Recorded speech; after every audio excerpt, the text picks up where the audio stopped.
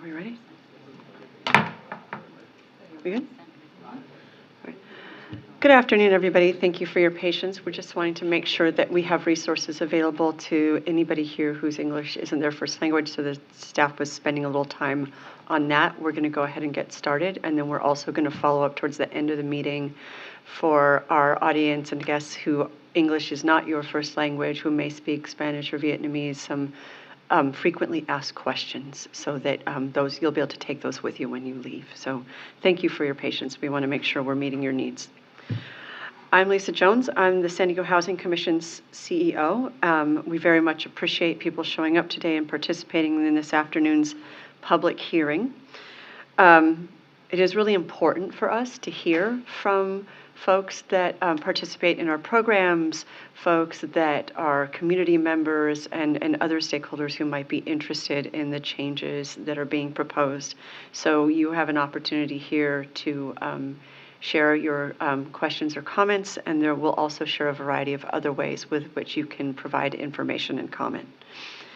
Today we'll be discussing our proposed amendment to the Moving to Work Annual Plan for the fiscal year that runs from July 1st, 2025 to June 30th, 2026. Speaker slips are available on the countertop at the side of the room, just inside the door. If you wish to speak about the Moving to Work Annual Plan Amendment, please complete a white paper slip. Please submit your speaker slip to our Vice President of Communications, Scott Marshall, who's standing by. Scott, there we go. He will provide them to our presenters so we can call you up to the podium one at a time to provide your comments. Members of the public will have 3 minutes each to provide comments. However, if a large number of people wish to speak, comments will be limited to 1 minute per person. When your name is called, please step to the podium, state your name for the record, and begin making your comments. We are also accepting written comments.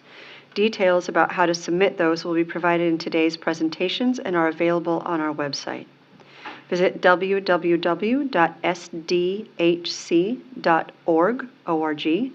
and under the About Us menu, select the Plans and Policies menu item. Then select MTW Annual Plans to go to the web page with the information about how to submit written comments about this plan. The comments we receive today and in writing will be taken into consideration as we finalize this plan amendment. Video of today's public hearing is being streamed live online and will also be available after the meeting. The link to watch today's meeting is on the Housing Commission's website at www.sdhc.org on the page I just mentioned. Our Moving to Work Annual Plan is required because the San Diego Housing Commission has been designated as a Moving to Work agency. Moving to Work status provides flexibility for us to create innovative housing assistance programs and services for our households with low income in the city. Before submitting the annual plan to the U.S. Department of Housing and Urban Development, or HUD, the Housing Commission is required to make the draft plan available for public comment for a minimum of 30 days. The draft annual plan amendment is currently available on our website for members of the public to review and to provide comments. And we're now going to begin the Moving to Work Annual Plan presentation. Let's go to the next slide. Thank you. So we're making these proposed changes as a response to deal with the reality that we have seen federal funding continue to be insufficient to support rental assistance for our existing voucher families. In other words, we are not receiving enough money from the federal government through HUD to continue to support all of the voucher families that we have on our program today. We are spending more than we're getting. We are proposing these updates as a way to calculate the family's contribution amount, which is the amount that rental assistance participants contribute toward the monthly contract rent. Again, this is due to rising rental assistance costs. Our costs have continued to grow, which we will share in a few minutes, and diminishing federal funding, creating a significant gap between how much we're receiving and how much we're expending. The proposed updates will help SDHC continue to serve as many existing housing voucher families as possible and minimize the risk of having to terminate voucher assistance for any families. That is the last thing we want to do. We do not want to have to terminate assistance because we cannot afford to support everybody.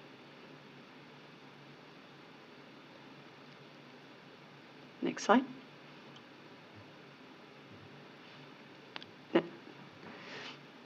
So the federal government was shut down from October 1st, 2025 through November 12th, 2025. I want to be clear, this is not because of the government shutdown. So the challenges, the fiscal challenges we're facing are not because of the shutdown. We were able to pay full rental assistance in both October and November, despite the shutdown. So we were very appreciative to have that funding from HUD, and we're able to still pay rental assistance on behalf of all of our households. The challenge is really about the fact that we have been under what is called a federal continuing resolution for a long time, and that the proposed budget for HUD programs, that if and when it is approved, is not sufficient to meet our ongoing needs. The continuing resolution that was recently approved, which is in addition to the ones that were approved previously, is based on data from about spring of 2024. So the last formal budget that was approved was in spring of 2024. The data that is collected to build that budget was from the previous year, so we're looking at 2023. When we are in a continuing resolution, it basically creates what's called level funding. It doesn't increase funding, funding stays flat. And that funding is based on what we were spending in 2023 rather than what we're spending today. So it does not reflect actual spending that we're experiencing today. In addition, we've been advised by Senate appropriations staff and other appropriations members that the proposed Senate budget is built on the existing continuing or the previous continuing resolution. And even that sees some percentage of cuts to the voucher program. So we anticipate receiving significantly less than we need to keep everybody supported when we take into account inflation over the last several years. When we talk about rising costs, what we're looking at is about an 80% increase in our average monthly housing assistance payment costs per family. In fiscal year 2020, we were paying about $876 per family. We are now paying about $1,576 per family. So our costs have increased significantly over the last 5.5 years, and our federal funding has not kept up with that.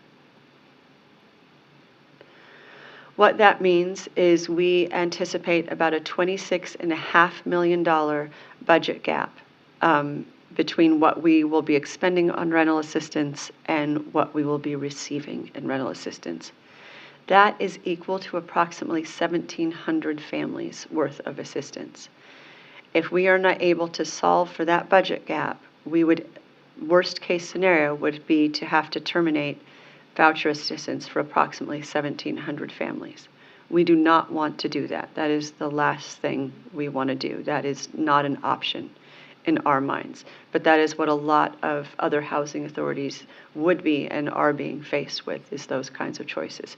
We're trying to come up with a different solution. And just for everybody's awareness, this presentation will be available on our website. And the presentation we gave to our board on November 7th is also available on our website. So it's important to understand that the voucher program makes up about 50 to 60% of the agency's overall budget. So when we think of the agency as a whole, the voucher program makes up about 50 to 60% of it. So as goes the voucher program budget, so goes the rest of the agency.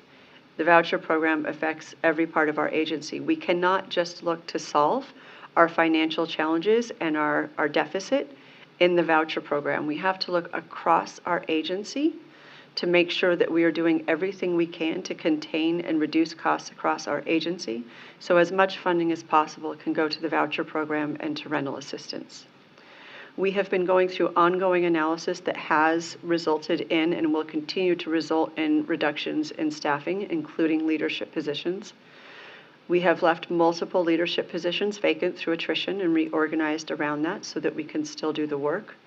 There have been 10 additional positions that became vacant just in the past several months, since July of this year. And there were other positions that were not filled and became vacant prior to this fiscal year, really significantly between January and June. We did not provide performance incentive payments for vice presidents and above this year, and we did not provide any cost of living adjustments or performance incentives for senior vice presidents and above. We are trying to ensure that the executive side of our agency takes the biggest hit and that we do everything we can to continue to support the staff that support the programs that we run, making sure that we have enough staff available to support people. The Housing Commission strategic plan also included a variety of cost containment and revenue generating initiatives, including a comprehensive review of all of our functions and our personnel needs and funding sources. So I would say that plan that got approved at our board meeting in October, about 50 to 60% of that plan is all around revenue generation and cost containment. So we are very focused on cutting costs across the agency so that we are absorbing this impact everywhere and doing everything we can to support our rental assistance department. Uh-oh. Stand by.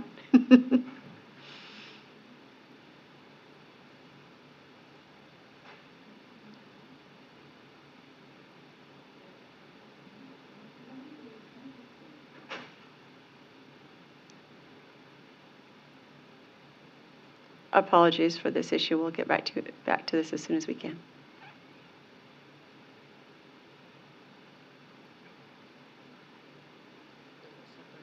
Yay. Yeah.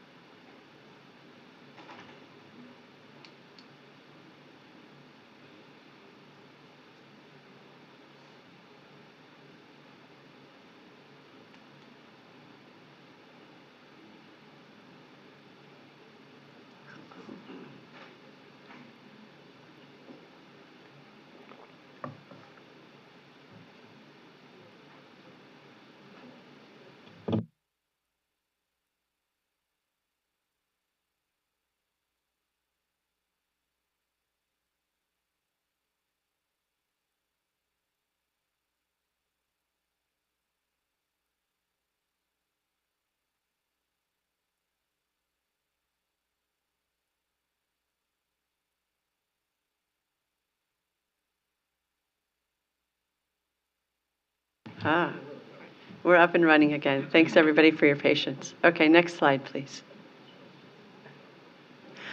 Right, so what we have in front of us is before we get into the presentation about the changes, we're just going to finish sharing about the budget challenges that we're experiencing. These are our budget projections for our voucher program between 2026 to 2029. You'll see at the second column from the left, 2026 projections. At the bottom of that, you'll see a red number that is $35.5 million. $35.5 million is what we are going to anticipate spending more than we're getting from HUD. So we anticipate spending $35.5 million more in rental assistance programs than we will receive from the Department of Housing and Urban Development.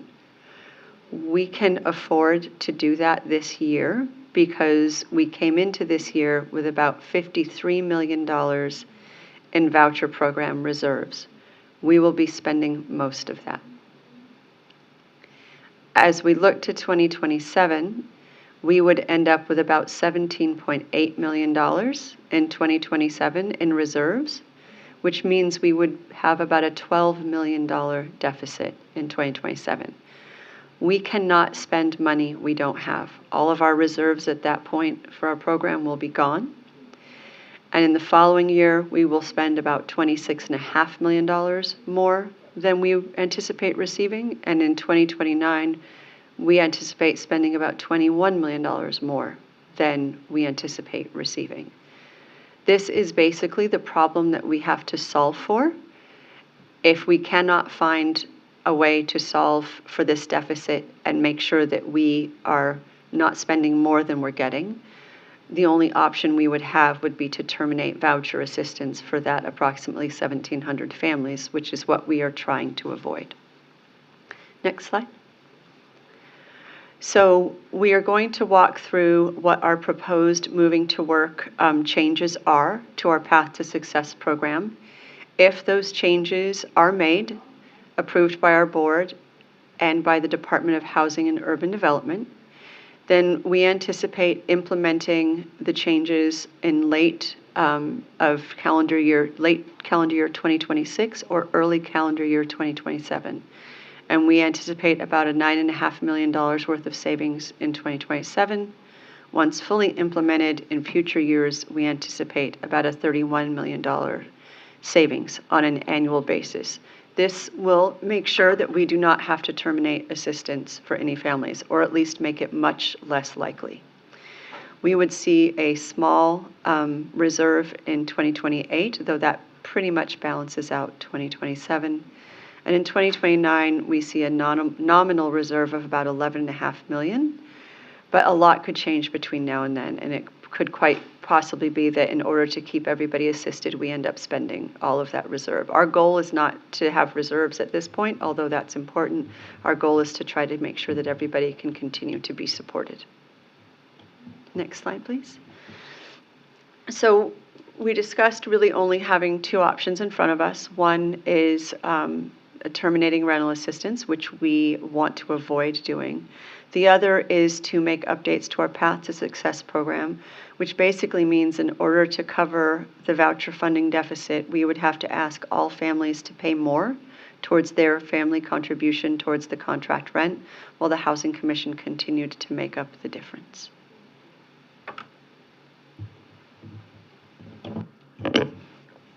Hi, good afternoon.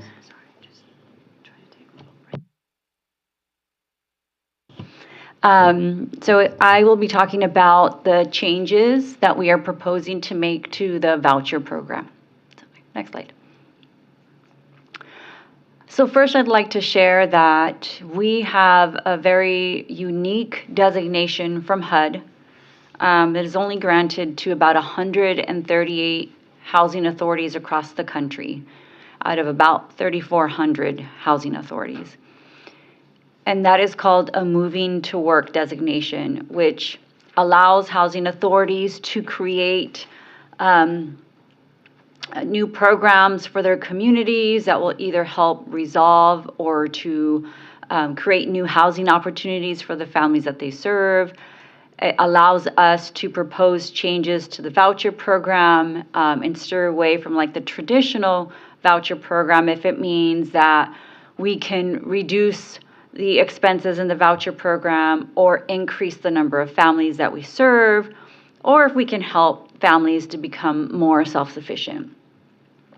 So using the moving to work designation, in 2013, we created a program called Path to Success. So next slide, please. So Path to Success is the program that sets the rules for our voucher program right now.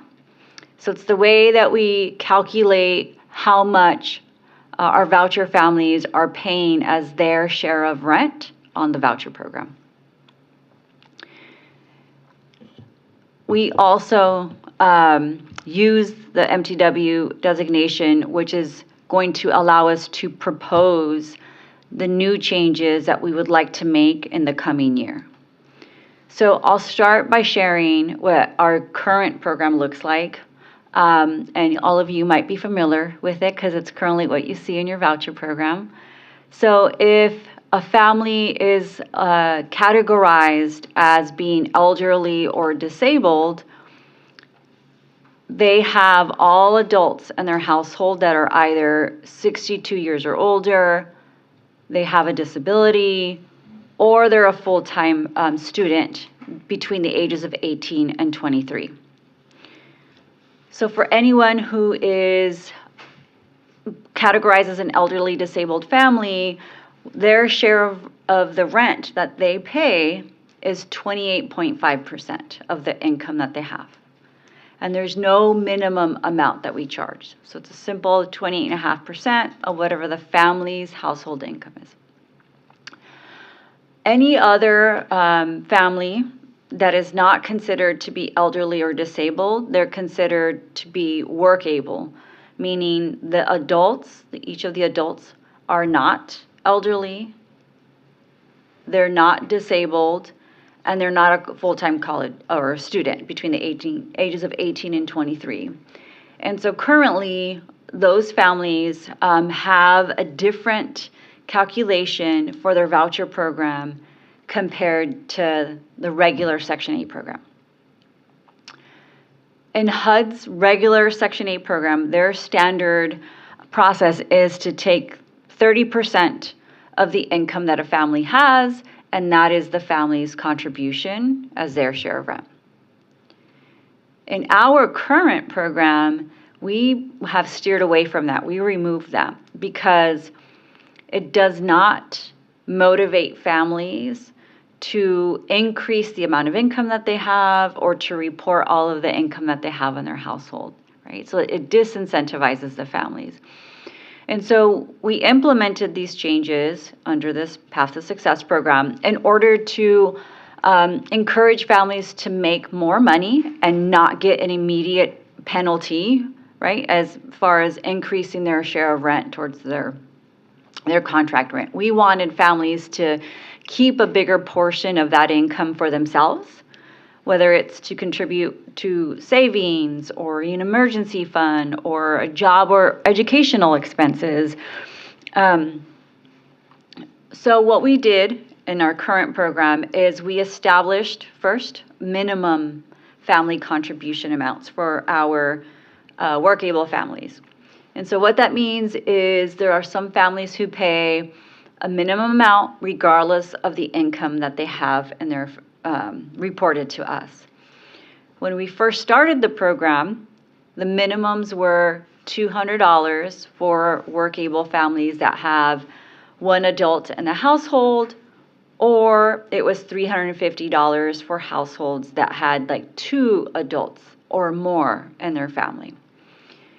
Over the years, we've increased those minimum amounts, and right now, I'm not sure if some of you see this, but right now the minimums are $400 for families that have 1 adult in their household, or it's $650 for families that have 2 or more adults in their work-able families. So it's been around since 2013. We are looking to make some changes to that, which I'll share in a bit.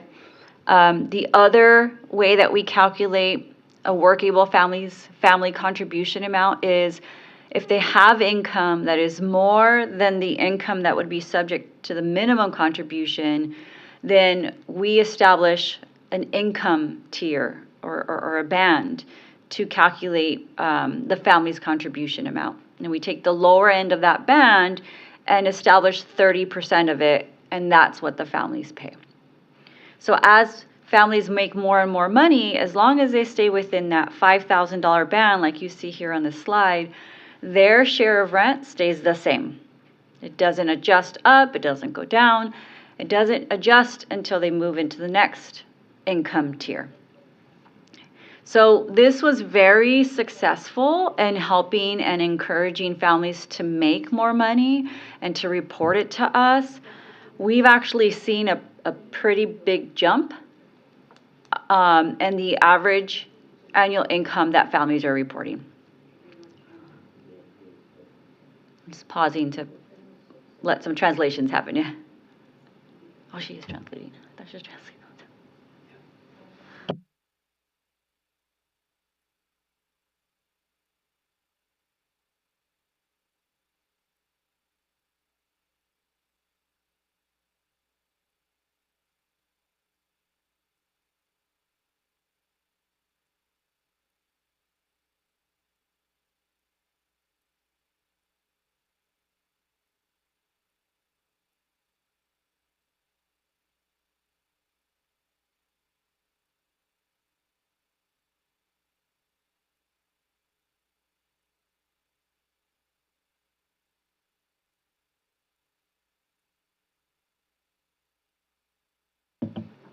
Thank you. I didn't realize we were translating in real time, so I'll take smaller breaks.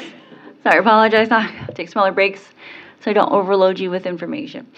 So the changes that we want to make moving forward. First, we are looking at our work-able families and the way that we establish their shares of rent.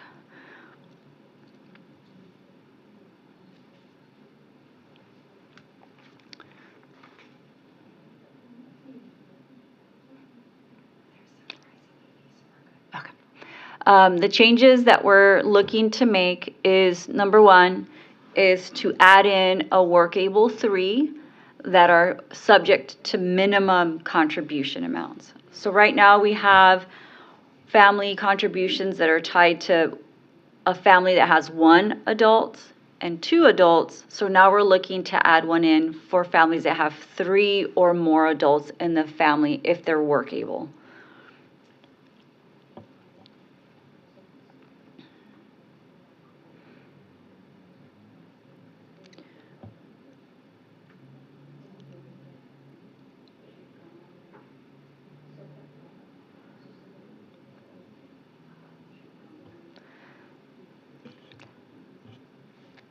And so we're looking to establish a new minimum contribution amount, which I'll show in the next slide.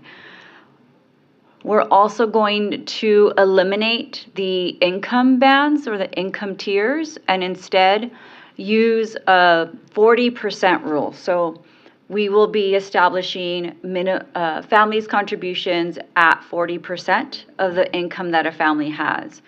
So a family will pay either the greater between the minimum contribution amount or 40% of the income that they have in their household.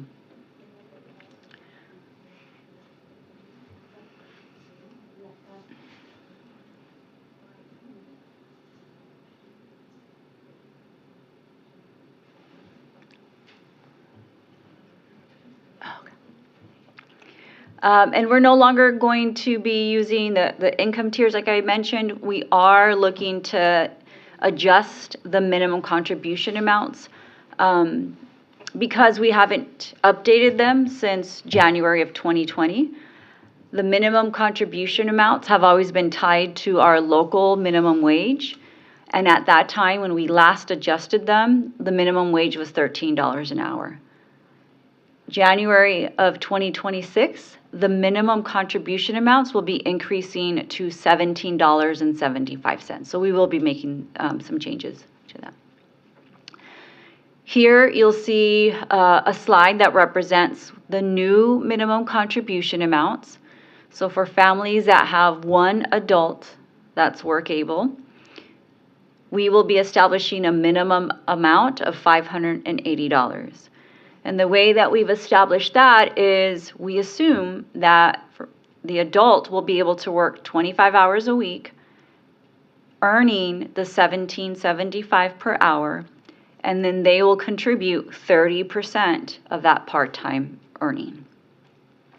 It's the same methodology for households that have 2 or more adult family members, for 2 adult family members and then for 3 or more adult family members.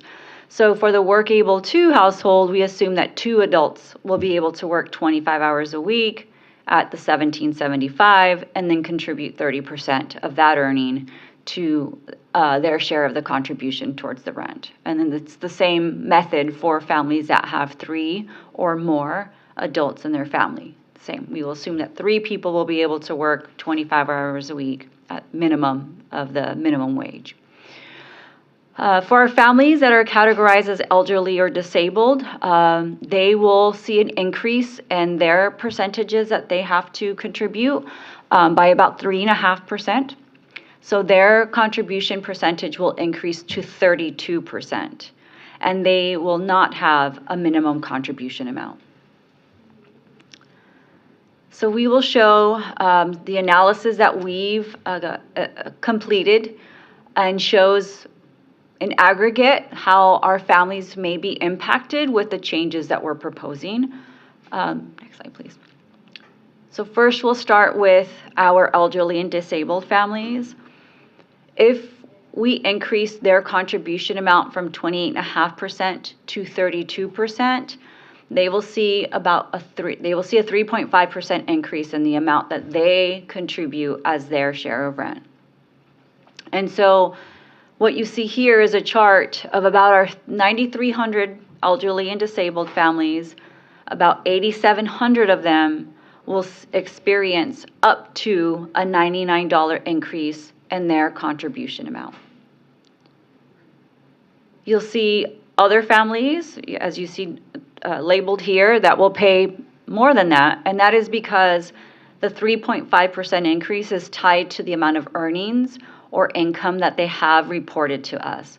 So we have families that make much more money than the minimums or low amounts, or some families have jobs that they're still working. They have multiple sources of income, such as retirement, disability benefits, VA benefits, and so the aggregate, the total sum of that is what we're using to establish the amount. So as families make more money, that 3.5% will be reflective of what they make, which is why you see some families that will be paying, $100, $200 or more as their contribution amounts as far as an increase. So for our work-able families, we'll have about 4,950 of our families that will be labeled as work-able. About 1,900 of them will be subject to paying a minimum contribution amount. And here in the top set of this slide, you'll see the number of families that are considered work-able and how many adults that they might have in their household. So we broke it down. About 3,000 of the 4,950 families will be subject to paying 40% of their income as their contribution moving forward.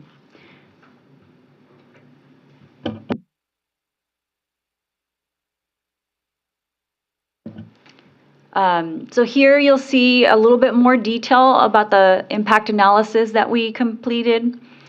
The column on the left represents the families that will be paying a minimum contribution amount and how much their share of the contribution towards the rent will be rising by. On the right, you see the families that are subject to using the 40% of the income and what increases they might see within their households. And so some of the things that we established or we learned is that families that are subject to paying a minimum contribution amount might have a significant increase, and a lot of it is contributed to the work-able 3 family that we're now contributing, right? So right now we have minimum contribution amounts based on 1 working adult household and a 2 working adult household. Now that we're adding in families that have 3 or more, so if they have 3, 4, 5 adults in their household, they will have a new minimum contribution amount that's more closely aligned with their family makeup. And the 40% rule, we currently have families paying as little as 24% because of the income tier structure that we've established. So using just a straight percentage across the board for these families, they'll also see an increase going from the 24 to 40%. Right? So we recognize that some families may need some additional assistance in order to be able to maintain these new changes within their budget and be able to keep their voucher and still maintain contributing towards the rent. And so I'm going to pass it over to Deborah Fischel-Falk, who will talk about our hardship plan that we have incorporated and sort of the noticing period and what resources are available to incorporate in this proposed change. Thank you, Azucena, and good afternoon. So we developed a hardship policy specifically for implementing these changes.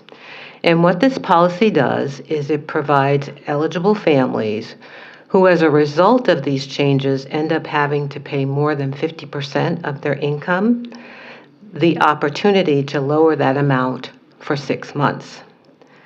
The amount would either be $50, their previous family contribution, or 50% of their adjusted income, whichever is higher. So should a household take advantage of this hardship, they're required to work with an Achievement Academy work readiness specialist and participate in activities to build their self-sufficiency, like attending work readiness classes, applying for benefits, and regaining employment. Next slide, please. So before any changes happen, HUD will need to review and approve them, which is likely to occur around the end of February or early March. And as soon as HUD approves the plan, we'll begin sending periodic notices to impacted families, specifically explaining what is changing, the reasons why they are necessary, and their impact. The notices are going to include resources like our Achievement Academy, which we spoke about earlier, that offers programs and services like career planning, job skills, job placement, budgeting, and credit, all at no cost. We'll also include resources like food, low-cost childcare, and utility assistance provided by our nonprofit and other partners. If approved, the updates will be applied sometime the end of 2026 or early 2027. Next slide, please.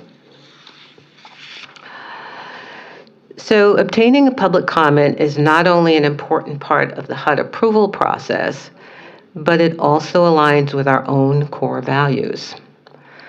The public comment period opened October 31st and is scheduled to close on November 30th. We've posted our draft plan on our website, and we've also included a high-level summary in multiple languages.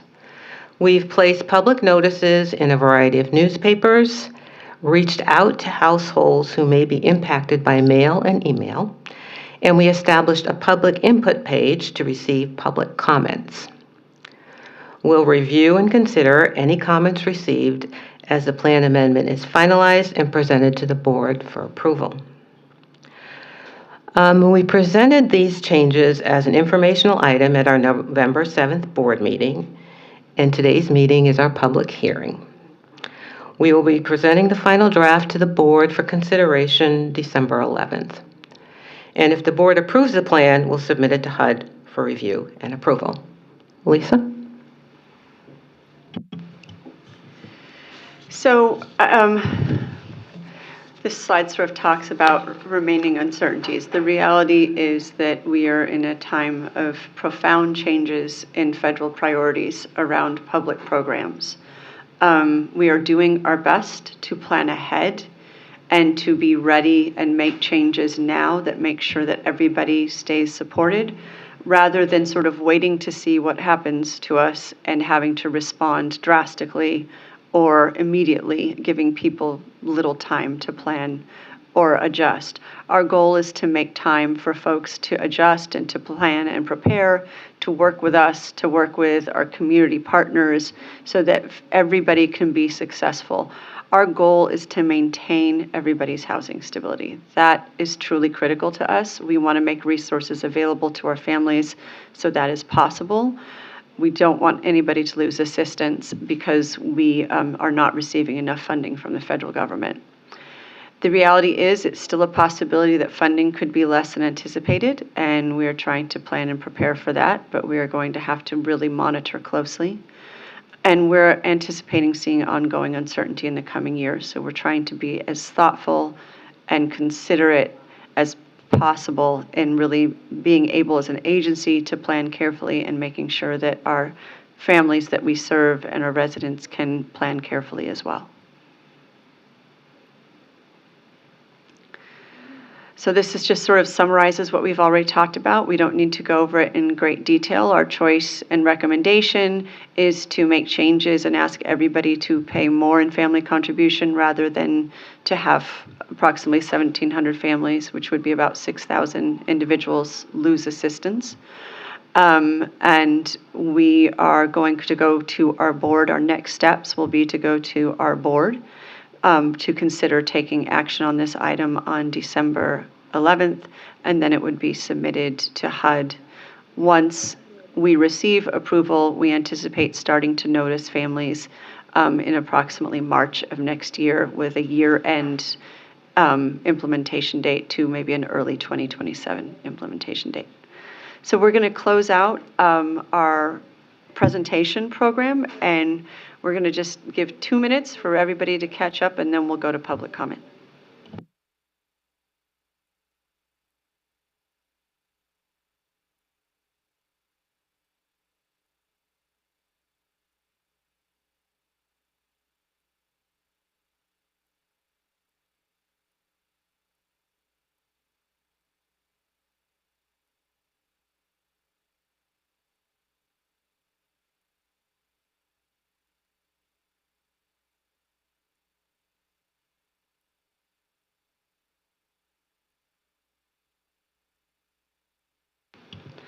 Okay, so we're going to start with public comment. We have as the first speaker slip Mahmoud Umar from PANA, or the Partnership for the Advancement of New Americans. If you'd like to come up to the podium, we'd love to hear from you.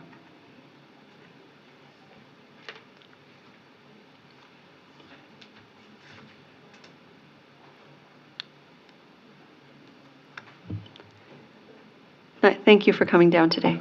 Thank you so much. Good to see you. Good to see you. Hello, my name is Mahmoud Omar. I'm here today representing the Partnership for the Advancement of New Americans, or PANA. Thousands of low-wage families we serve, and the Coalition for Equitable Development. We understand the challenges faced by our Housing Commission, and we appreciate the opportunity to participate in this conversation. Our concern is that we will see a sharp increase in eviction among families who will bear the burden of additional costs, such as rental late fees they can't afford. This also creates a domino effect that we haven't really studied. We know our families are just one emergency away from losing work and becoming unhoused. We propose a different approach. We request a regional convening of organizations serving impacted families, philanthropy, and our lawmakers so that we may come up with a long-term, multi-year strategy for supporting families. In the meantime, we recommend the following changes to the proposed policies. Implement this policy as a temporary solution with the goal of reviewing this in 6 months. We propose a cap to the family contribution for elderly disabled households at 30% of adjusted income, and phase in the changes over 12 months at minimum, starting with the household with the highest income levels. We propose to the cap family contribution for workable households to 35% in the changes over 12-month period to reduce the certain impact on current households and focus on supporting those households most ready to exit the program to do so. We also propose negotiating with landlords to minimize rent increases and exploring options to set aside funds from other locally controlled government or philanthropic sources to provide one-time emergency support or modest ongoing subsidies to reduce the family contribution to 30% or adjusted income so that we are not continuing to displace working families and long-term community members whose incomes have not kept pace with the costing of living. Thank you very much. Thank you so much. At this time, I do not believe we have any other speaker slips. Is that correct? Correct. Okay. So that will actually conclude our public hearing. For folks that needed translation services, we are going to, I think we're collecting names so that we can get FAQs out to folks as well. Is that correct, Susie? They're in their hands. Wonderful. Thank you so much, everyone, for coming.